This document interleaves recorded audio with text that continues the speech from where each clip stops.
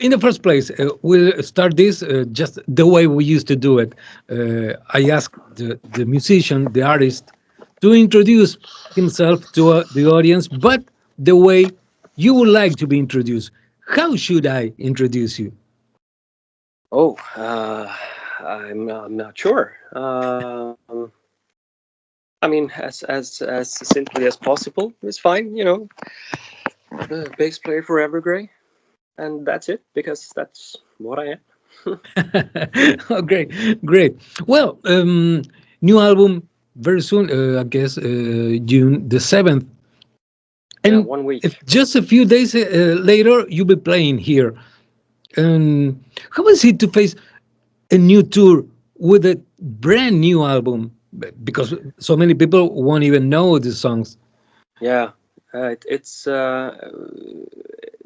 I'm kind of nervous playing the new stuff, a- as as I am for every new album's Hmm. cycle.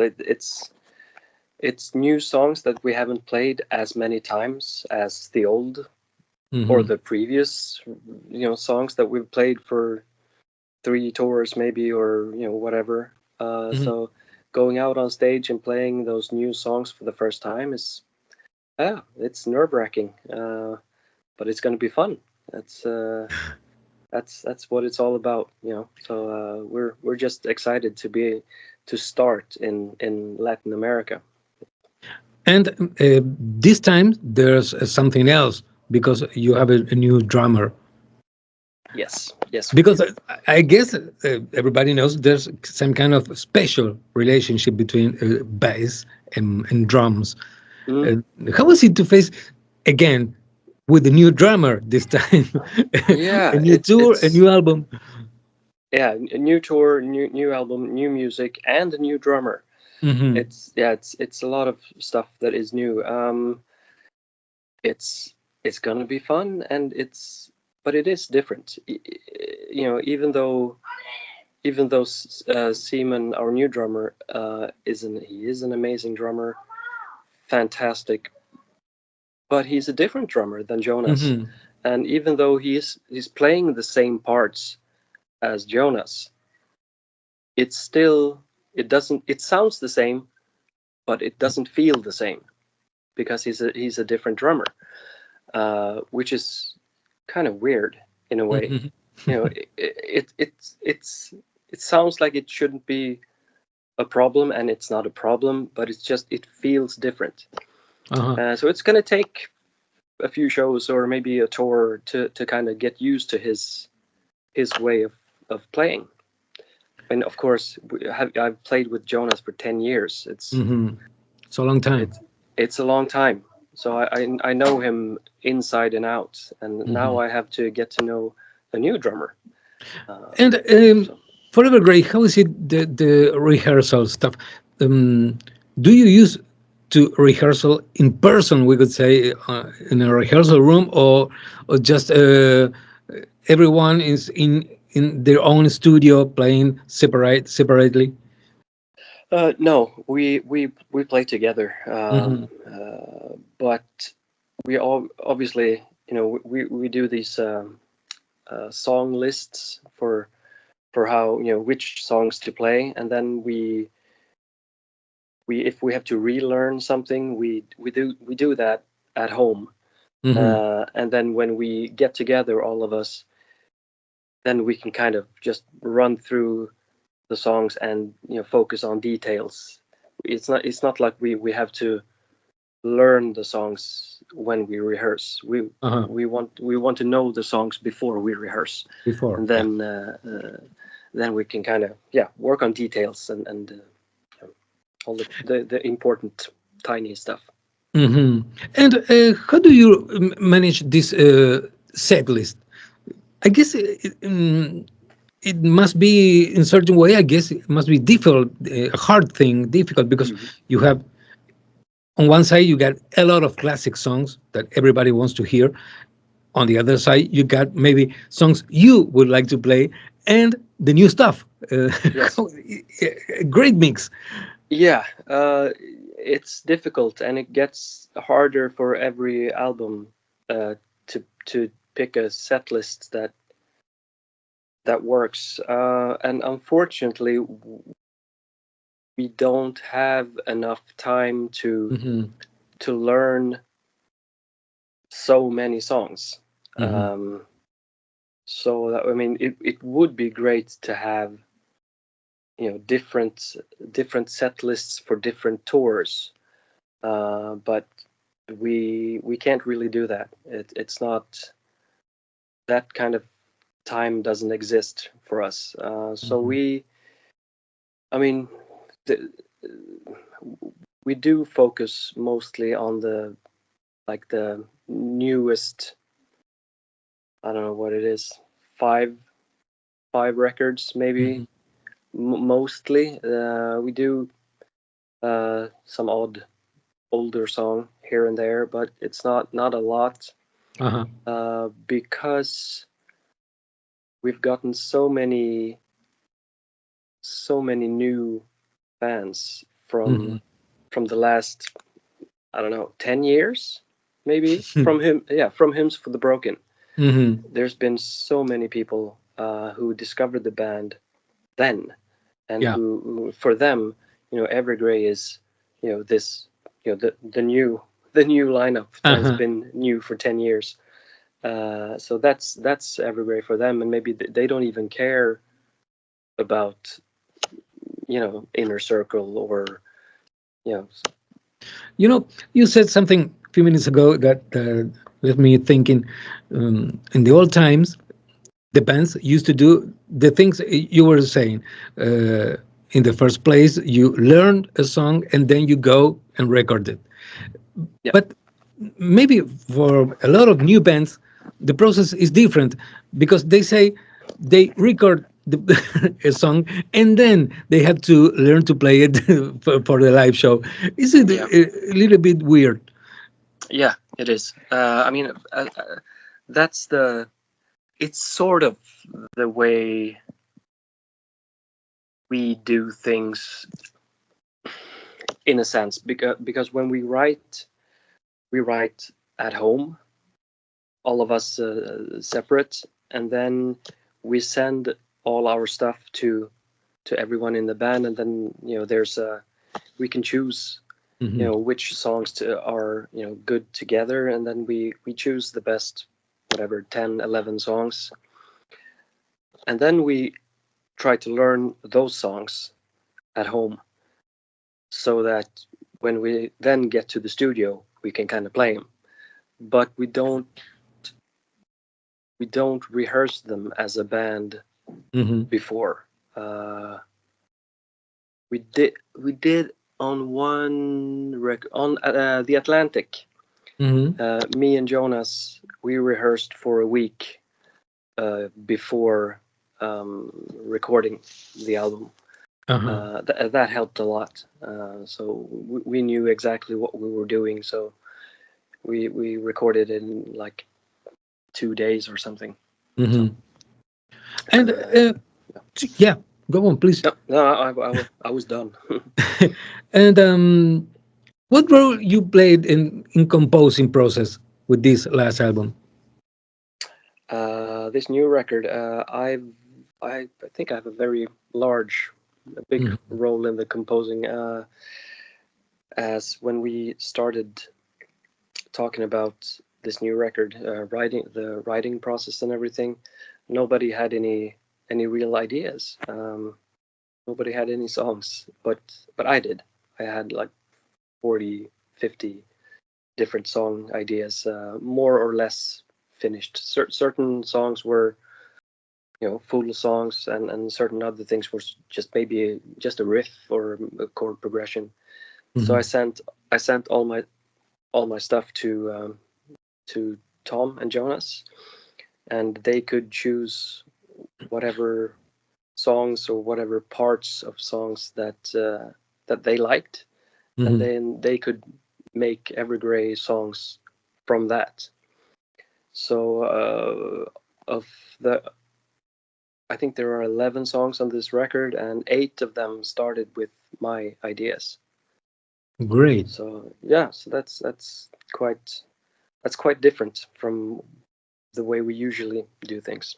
So, And well, it's obvious things have changed a lot with technology, internet, yeah. and things like that. Oh yeah. For sure.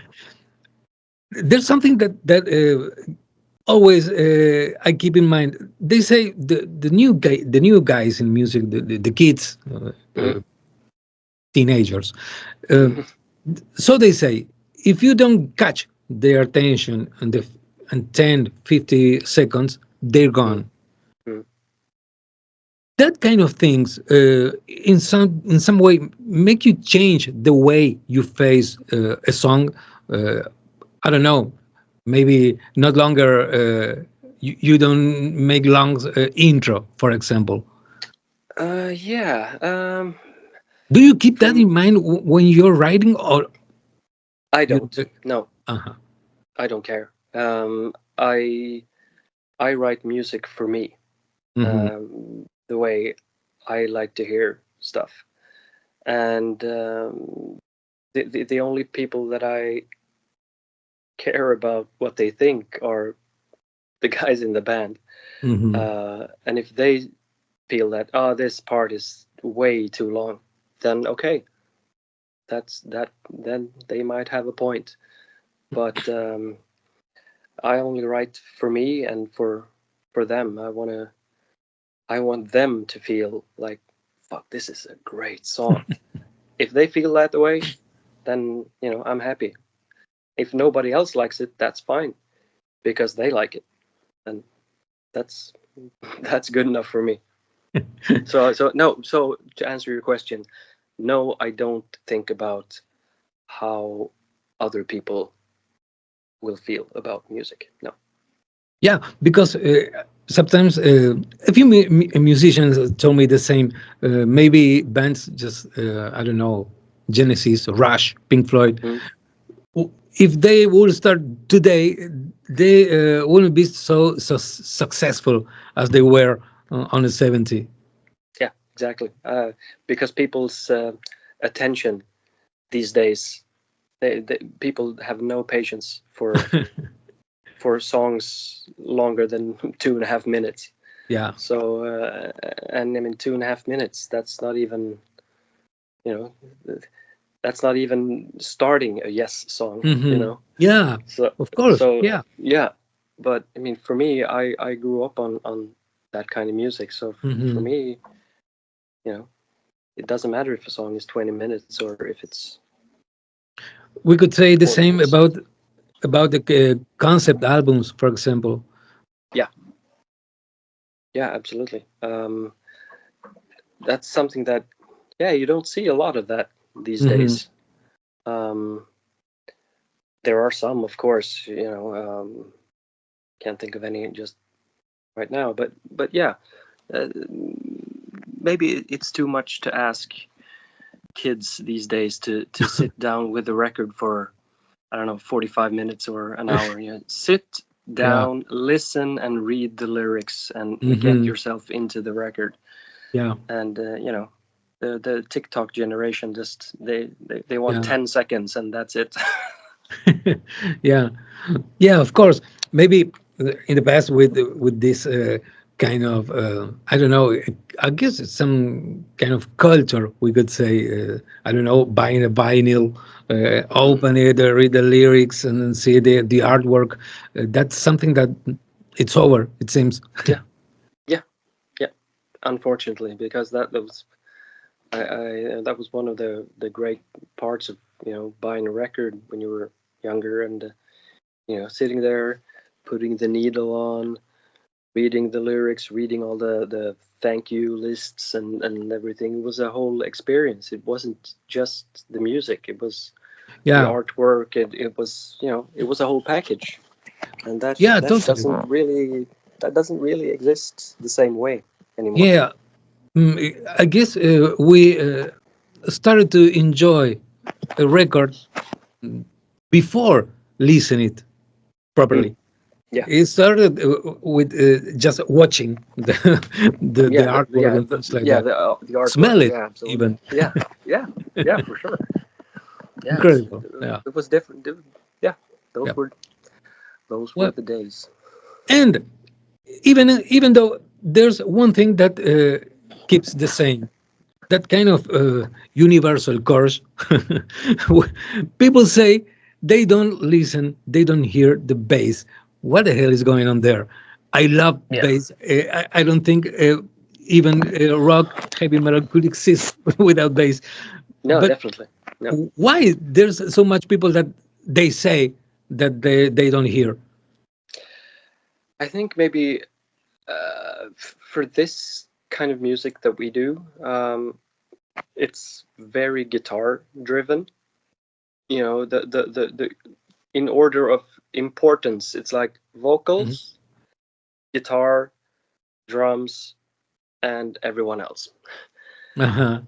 Those are the important stuff, and then so much of um, music. I mean, this kind of music is, like I said, guitar driven, Hmm. and so maybe the bass player just plays along and plays the same things as the guitars, and that doesn't really make the bass stand out. It just gets in the background of Hmm. everything. And yeah, I don't really know if there's a what you can do about it except for writing bass parts that don't play exactly like the guitar. Hmm. So you have some kind of independence. Hmm. Obviously, of course, there are parts that you have to play the same thing because Yeah. it's supposed to be just one big. But there are, if the music allows it, then there's a lot you can do on bass.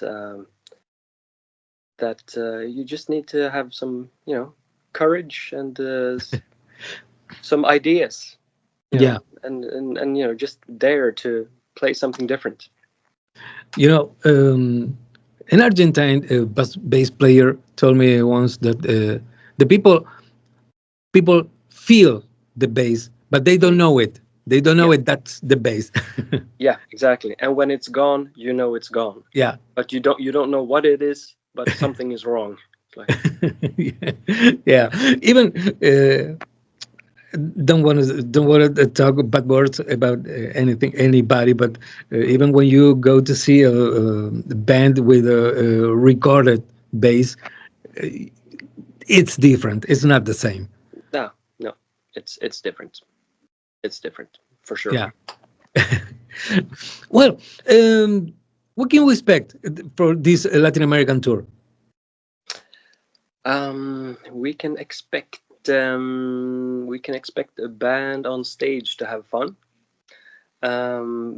to want to play to the best of their abilities, and we're gonna do that. We're gonna play our asses off and sing our hearts out, um, and with focus on the latest, I don't know, 5 records maybe. Hmm. Mostly. There's an odd old song here and there, but yeah, that's gonna be that's what you can expect, and I hope that everyone out there that has the possibility to come and see a show and have fun with us and hang out. I guess so many times the journalists have asked you about the differences between European and Latin American fans. It's obvious. But Yeah. I ask you something different, but not so far. Differences between Europe and Latin American, but talking about promoters, logistics, and things like that. How different is it to touring there and here? Not talking uh about people, talking about yeah, yeah, yeah, your yeah, work. yeah.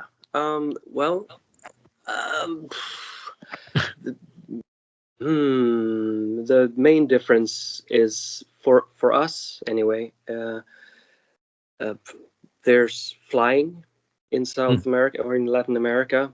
So we play one show and then we fly the next day and then we play. So we play every other day because we Mhm. have to fly in between because the distance is so Yeah. great between the countries and the cities. That's obviously not the case in Europe. We Mhm. travel we travel by tour bus, and so we can play every day for a month, and it's okay. Mhm. Uh, but as far as I mean, it's quite a big difference in different parts of Europe as well. Mhm. Some places I don't want to say anything bad, but some places have a let's see here. How can I say this nicely?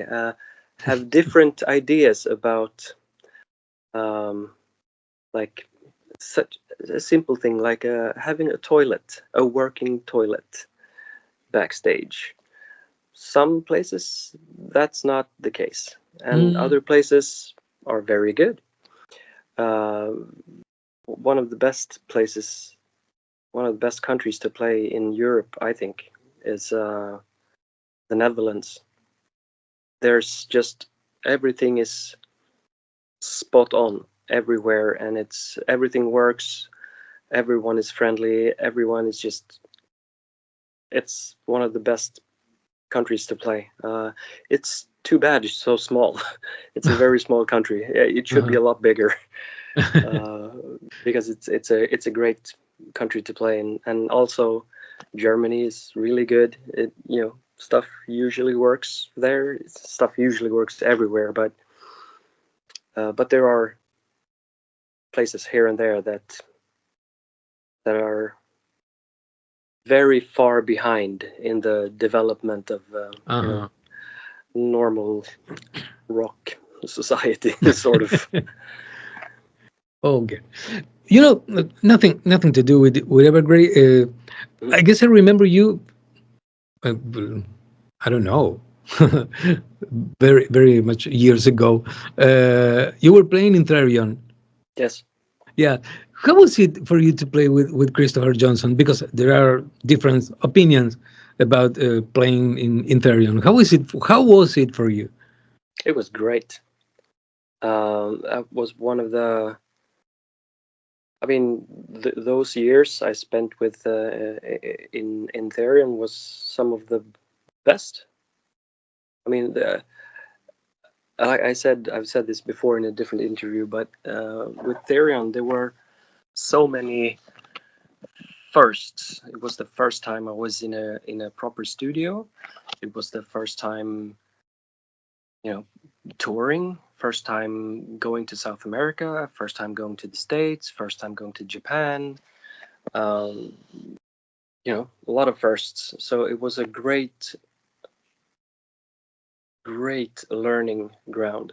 I learned a lot, and just meeting a lot of amazing people, and a lot of people that are still friends to this day. Having different crew guys, and so yeah, it was really good. It was a really good time.